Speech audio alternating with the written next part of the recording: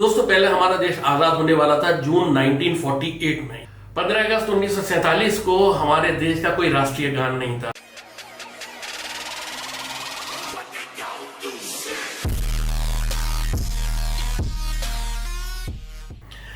नमस्कार दोस्तों, आज सबसे पहले स्वतंत्रता दिवस की बहुत बहुत शुभकामनाएं। आज हमें स्वतंत्र हुए 77 वर्ष पूरे हो गए और आज हम 78वां स्वतंत्रता दिवस मना रहे हैं।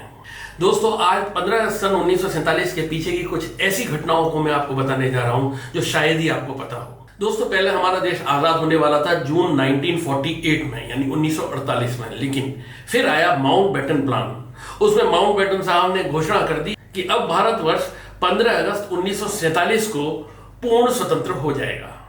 15 अगस्त 1947 को हमारे देश का कोई राष्ट्रीय गान नहीं था। हालांकि 15 अगस्त 47 में जनगण मन ही गाया गया था, पर यह जनगण मन आधिकारिक रूप से 26 जनवरी 1950 को राष्ट्रीय गान के नाम से घोषित किया गया था।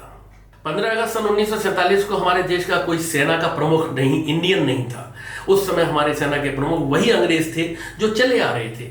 फिर सन 1949 को जनरल करियप्पा को हमारे सेना का प्रमुख घोषित किया गया।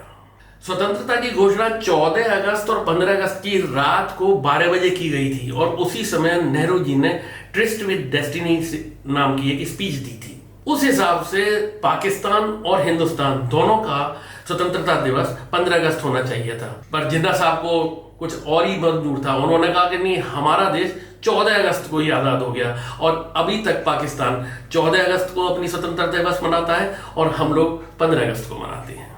रेड क्लिफ रेखा जानते हैं? रेड क्लिफ रेखा वो रेखा है जो हिंदुस्तान और पाकिस्तान के बीच में एक लाइन खींची गई थी। और ये पता है आपको कि ये लाइन खींची किसने थी? British advocate Cyril Radcliffe. और उसके भी ऊपर एक और बात है, ये मिस्टर रेडक्लिफ कभी भी हिंदुस्तान आए ही नहीं। उन्होंने मानचित्र पर ये एक लाइन खींच दी कि ये पाकिस्तान है और ये हिंदुस्तान है, और हम सब लोगों ने वो मान भी लिया कि ये रेखा ही हिंदुस्तान पाकिस्तान का बंटवारा करती है। 15 अगस्त 1947 से पहले हमारे देश में तो लड़ाई चल रही थी आज़ादी के लिए कि किस तरह से भारत को आज़ाद कराया जाए। जबकि ब्रिटेन में क्या चल रहा था? ब्रिटेन में चल रहा था कि भारत को किस तरह से बांटा जाए। क्या भारत को दो हिस्सों में बांटा जाए या भारत को 565 हिस्सों में बांटा जाए, यानी कि भारत के 565 जो राज्य थे, सूबे थे, स्टेट्स थी, उनको सबको अलग अलग स्वायत्तता दे दी जाए और वो सब अलग अलग राज्य कहलाए जाए। 4 जून सन 1947 को माउंटबेटन ने भारतीय 565 रियासतों को 3 ऑप्शन दे दिए, या तो वो खुद स्वतंत्र हो जाए, या वो पाकिस्तान में मिल जाए, या फिर वो हिंदुस्तान में मिल जाए। उन्होंने तो बड़े आराम से ये घोषणा कर दी और 3 ऑप्शन भी रख दिए, पर उसके लिए सरदार वल्लभ भाई पटेल को कितनी मेहनत करनी पड़ी, कितनी मशक्कत करनी पड़ी कि किसी तरह से ये सारे के सारे रियासतें हिंदुस्तान में विलीन हो जाए और हिंदुस्तान एक संयुक्त राष्ट्र बन जाए। बहुत सी रियासतों ने ऐलान कर दिया कि हम स्वतंत्र हैं। सबसे पहले त्रावणकोर कोचीन ने कहा कि हम स्वतंत्र हो चुके हैं। इसी तरह और भी बहुत सी रियासतें थीं। नवंबर 1947 में जूनागढ़ को हिंदुस्तान में मिलाया गया। हैदराबाद एक बहुत बड़ी रियासत, जिसको सरदार वल्लभ भाई पटेल ने आर्मी के एक्शन के द्वारा हिंदुस्तान में मिलाया। इस आर्मी के एक्शन को कहते हैं ऑपरेशन पोलो।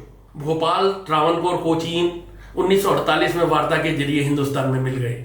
सिक्किम सन 1949 में भारतीय संरक्षित राज्य बना, बाद में 1975 में आकर वह पूर्ण रूप से भारत में मिल गया। और इसी तरह से कूच बिहार 1950 में और गोवा 1961 में पुर्तगालियों से आजाद करा करके हिंदुस्तान में आया। तो ये कुछ बातें ऐसी थी जो आमतौर पर हिस्ट्री किताब में नहीं मिलती हैं। वीडियो अगर पसंद आई हो तो लाइक कीजिए, शेयर कीजिए, दोस्तों को भी ये जानकारी दीजिए। और हाँ, अगर अभी तक आपने चैनल को सब्सक्राइब नहीं किया तो प्लीज़ सब्सक्राइब कर दीजिए। मैं इसी तरह की ज्ञानवर्धक बातों को इस वीडियो के जरिए आप सब लोगों तक पहुंचाते रहता हूँ। और आगे आप किसी नए टॉपिक के साथ फिर से मिलेंगे। तब तक के लिए जय हिंद, वंदे मातरम।